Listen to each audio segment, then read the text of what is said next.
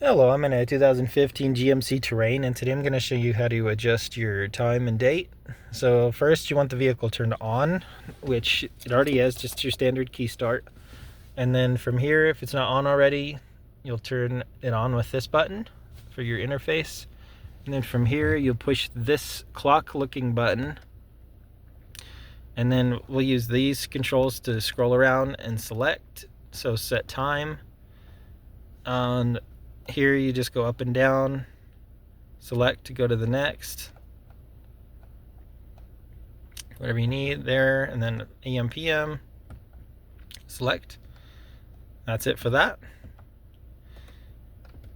Use this to go around, but that's it for that part. Go back and then we'll scroll to date, set date, then same process, so whichever changes you need. That.